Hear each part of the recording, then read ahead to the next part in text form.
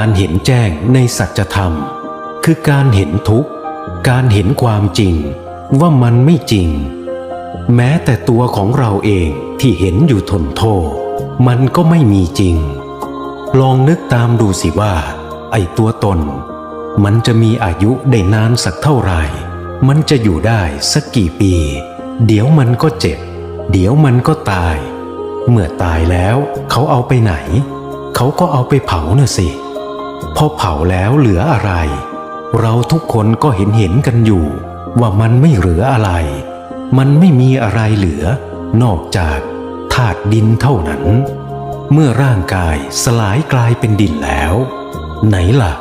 ตัวตนที่เห็นกันอยู่ทนโทษหยิบมันขึ้นมานั่งคุยนั่งพูดกันได้ไหมนี่แหละธรรมะเขาจึงมองลึกซึ้งไปถึงตรงนั้น